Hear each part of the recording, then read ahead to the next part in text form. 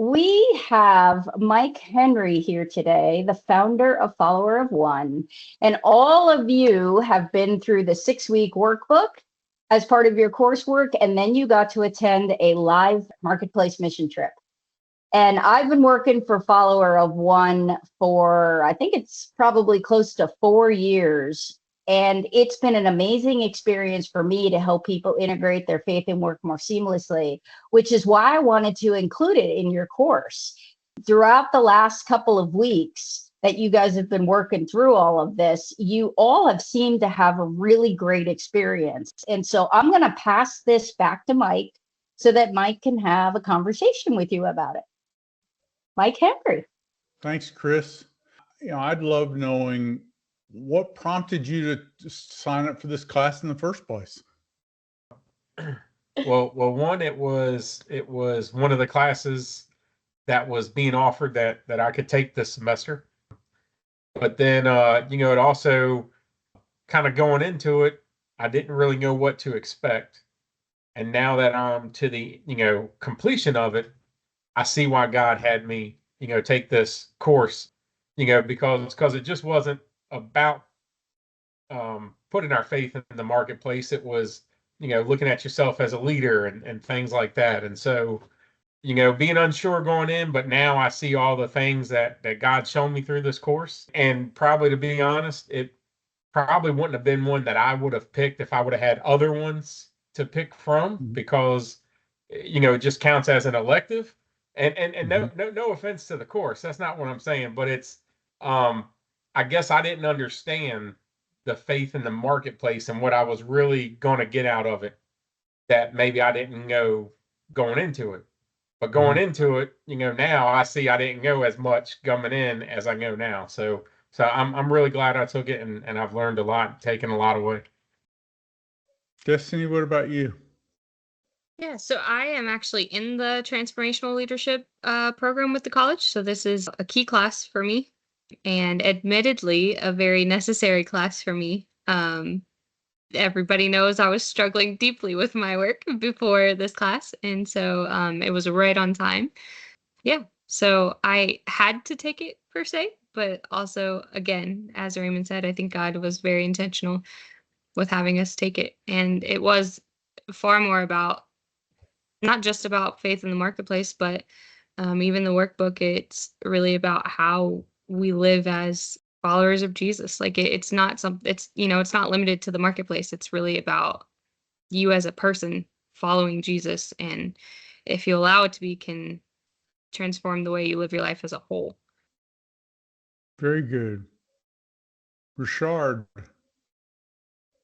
Yeah, I as a grad student here with the College of Athens, my interest though was in pursuing my Master's of Divinity, but I wanted my concentration to be in transformation. And that could not be the case because it's not offered at the graduate level.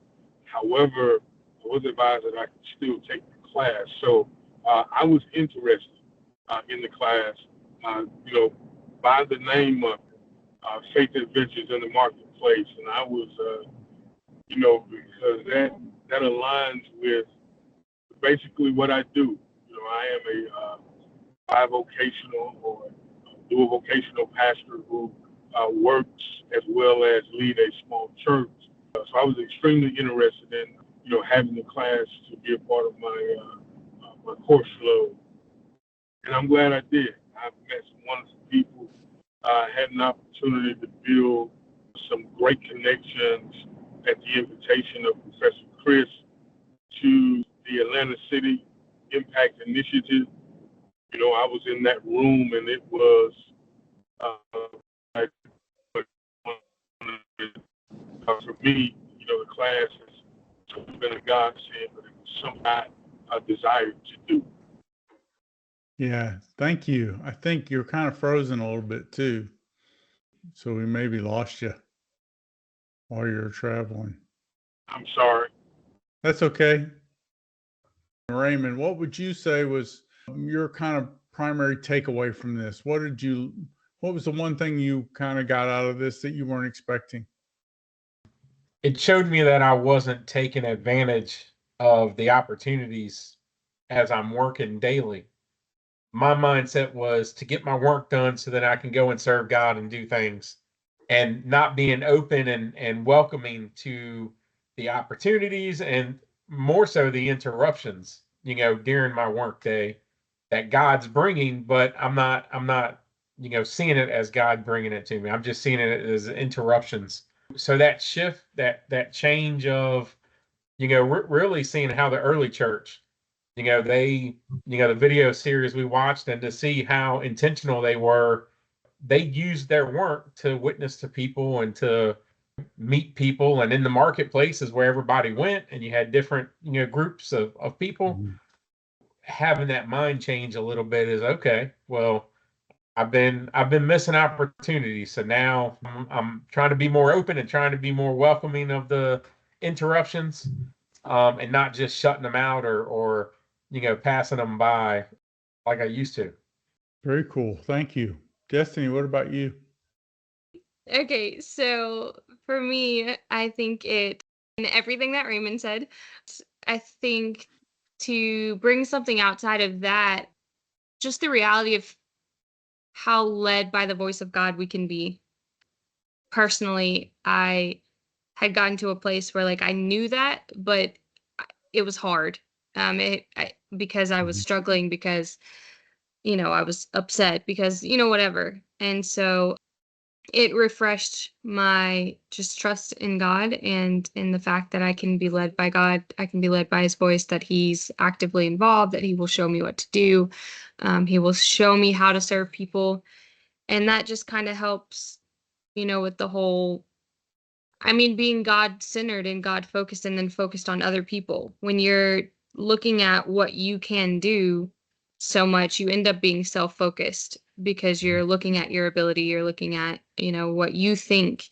And so the daily practices initially just really swaps to put you in that God centered focus instead of on the self centered focus, so that you're starting in the right place and you walk that out, every day. And Richard, you don't have to turn your camera back on again, but was there anything that was kind of a takeaway from the course for you that was something you didn't expect?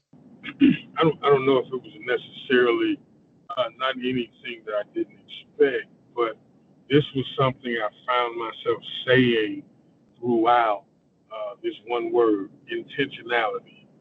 I think, one of the things that it really brought to the table was, just really being intentional about being available to serve people where they are, wherever I am. Obviously, as a pastor, ministry is what I do, um, but it forced me to also look at ministry through a different lens, not so much as a church setting, but being intentional about just serving people and being available to God wherever they are and wherever I am. Very cool. So thank you all for saying that stuff. Was there any changes that you would make in what we were doing, or any suggestions or ideas that you had while we were doing this? Raymond, we'll start with you again. No, I think it's, I didn't know how I was going to do a virtual mission trip, because I've never done that before. But I was like, hey, these are the times, and, but I really enjoyed it, because, we had the gentleman James from the UK, and, there was people from Arizona and Washington. And so it was awesome to have them and to hear their perspectives, and to also see that no matter where we are in the world, we seem to have the same struggles or the same victories, as we're serving. Mhm. And to be able to encourage and read, through the discussion posts, what people put on there, to be able to read that, and maybe send a word of encouragement, to them, or reach out to them. And so I really like that. I wouldn't suggest any changes. I had told Professor Kris that hopefully I can go on more, as time permits. Hopefully I can go and do some other ones. And who knows, maybe I'll be one of those 15, 17, the people that can't count no more because they've been on so many. So I think it's awesome, and I think you guys are doing a good job. Thank you. Destiny, do you have any suggestions or ideas or thoughts? Not right now. I think the platform is really well laid out. The community aspect is really good. You've thought of most things, so there's not anything right now that I can see additional. Yeah, that was our 45th trip, so we're kind of getting the hang of it. Although Kris has been through a lot of changes. She's chuckling a little bit too because I'm always tweaking things and changing them. So I'm never satisfied. So Richard, did you have any thoughts or ideas, any comments you wanted to make along those lines? No, I did not. I thoroughly enjoyed being a part of the mission trip, though, for a lot of the same reasons that Raymond mentioned. It was just great to be a part of a community who was being intentional about the same thing, just trying to serve people and be available to God. So that, that was dope. So I can't think of anything, other than maybe lengthening the trip another week. Okay. Mind if Well, I ask the question, Mike? Go right ahead, please. So last week when we spoke about the trip in class, I had asked you what your favorite part of the trip was. And I would love for you to share that with Mike. And it doesn't have to be the same answer, just whatever comes to mind. I can't remember what I answered last week. Then whatever comes to mind. Yeah, it might have been along the same lines, but like Richard said, just being, that's the whole thing of a mission trip is, you usually go somewhere for a week and you're very intentional, very plugged in, with that group of people at that time, to do something together.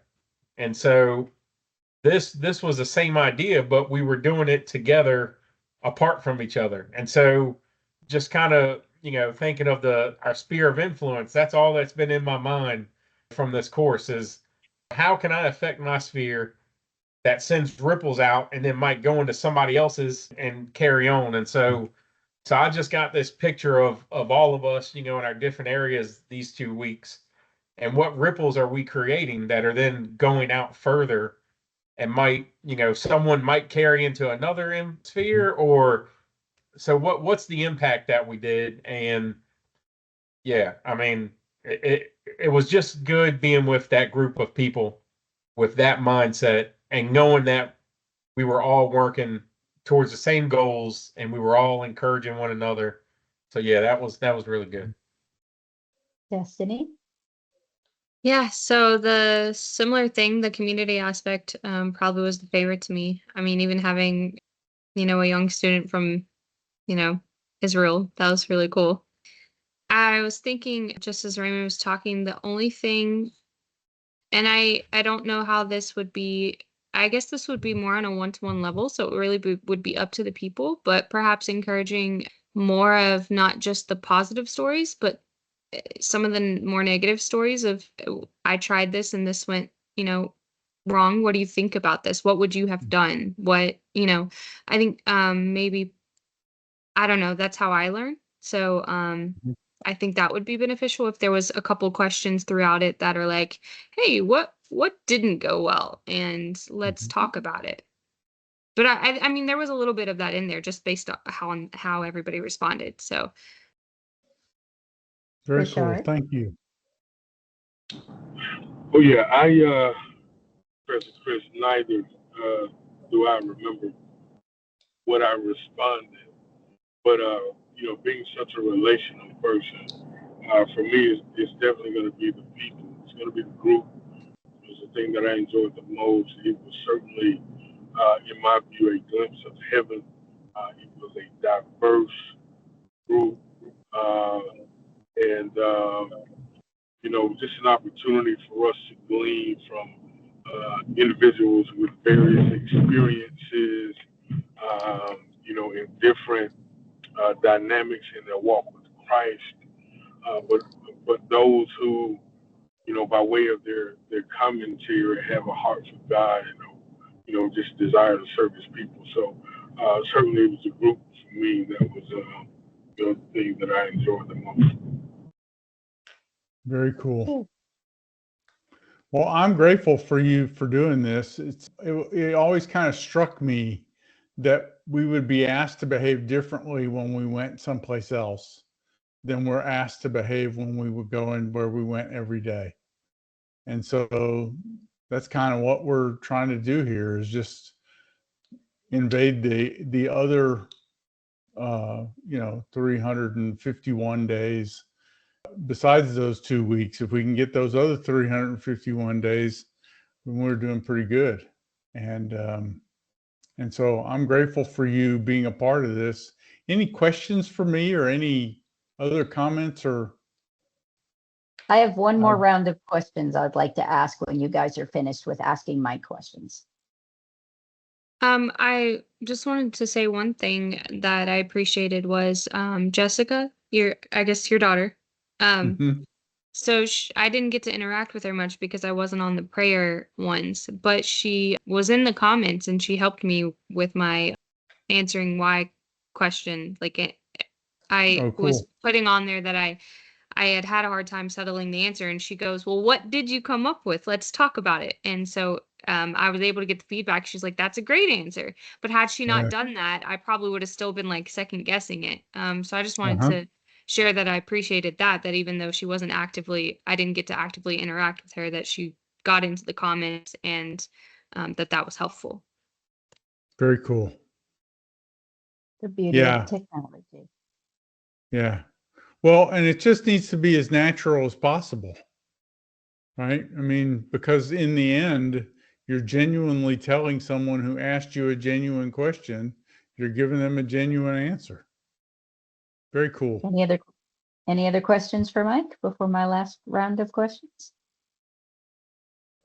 It is, but also anybody.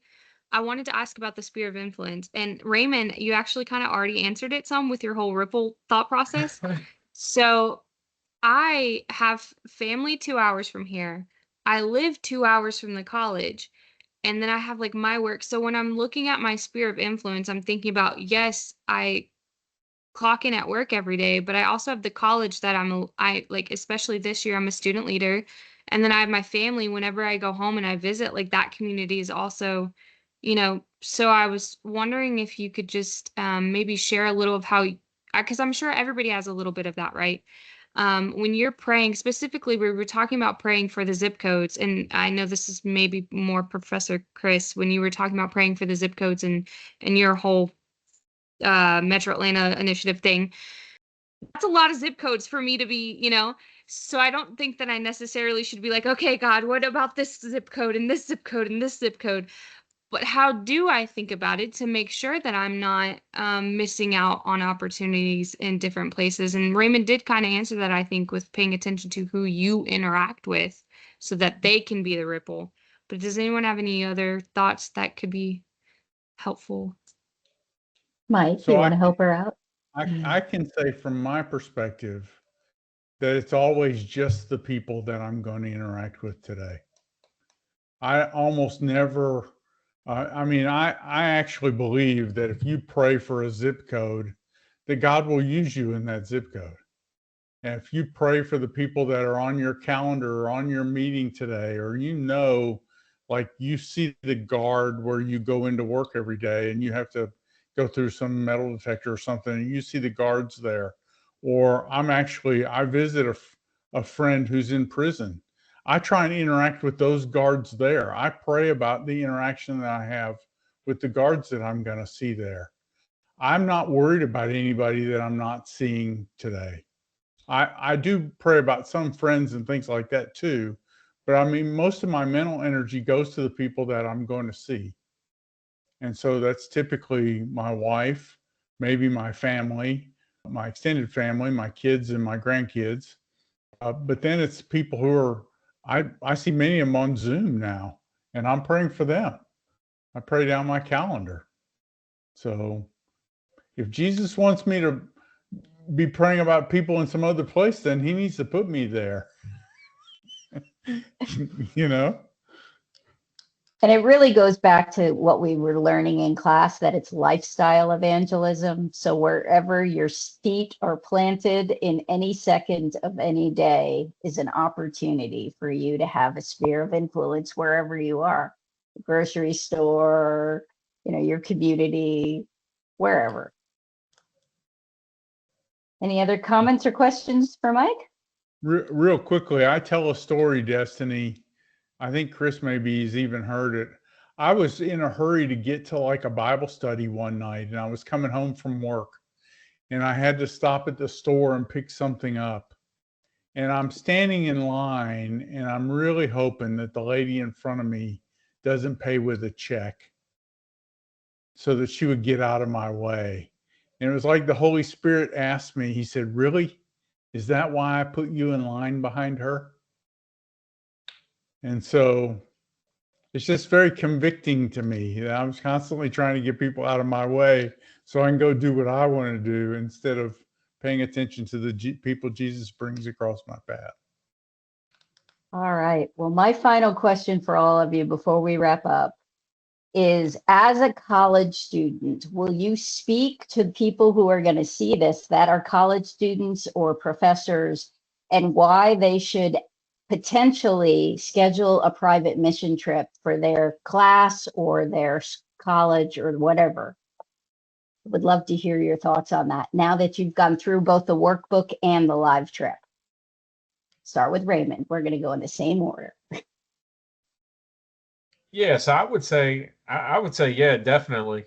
Because even if you don't feel called into full-time ministry, if you're a follower of Christ, we're to be ministers, like you said, wherever we are. And so this definitely helps those who aren't called into full-time ministry, but are, well, how can I minister at my job? How can I minister, when I'm out? So yeah, I mean, I think this would be a great opportunity, for other classes to do this, maybe for the college to hold like a college-wide, trip, for all the students. Hey, so yeah, I think I would be for it. So yes. Destiny? To tap into a little bit of a different vein, I think this would be really good for when a college is focused on teaching about how the body of Christ interacts with one another. So not just ministry wise, but say you had someone who's really hoping to teach their students about, especially because we have so much division, we have so much, going on. I think that one viewpoint would be, when you're teaching students, this is how we honor one another. This is how we interact with one another. This is how we can, learn to see outside of our world, Thank you. Richard, good to see you. Yeah, to answer the question, yes, absolutely. Anytime, it's just like watch a movie and it's good to me. Hey, man, you ought to go check that out. So I've really enjoyed the mission trip, and consequently, I'll be telling people about it. Thank you. And by the way, whoever's listening to this, Richard is a graduate student, so it's good for any age and any program in colleges. And for those of you that might be interested in the entire course, I am happy to teach it. I own the course and I can teach it anywhere. And that way you can include the mission trip as part of the course. So Mike, you have any closing comments before we wrap up? My only closing comment, and I actually do not want this to sound critical at all, but Raymond, I'm on this mission to stamp out the use of the term full-time ministry because it makes the rest of us part-timers. And so I just say we're all in full-time ministry. I'm just as bad about it as everybody knows what you're talking about. Unfortunately, that's the language that we've all gotten used to. But ministry is what we're all called to minister every day. Jesus, when he said he didn't come to be served, but to serve, he used the same Greek word that we often translate minister. Yep. And so he came to minister, and that's what we've been assigned to do. Anyway, I'm grateful for you guys. Thank you so much for doing this.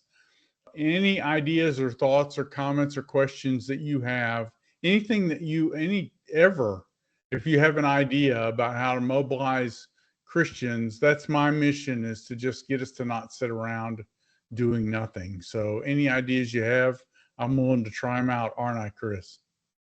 Well, thanks so much, Mike. I appreciate you being here, and you can head out, and we're going to continue class. I have Okay. one. Can I, before my, Sure. Yeah, I'm sorry. please. Go ahead.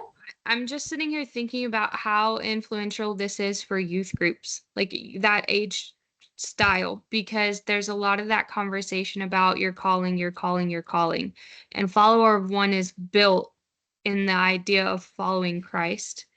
And I know for me, a lot of how I got to where I am is because I was so focused on what I was supposed to be doing.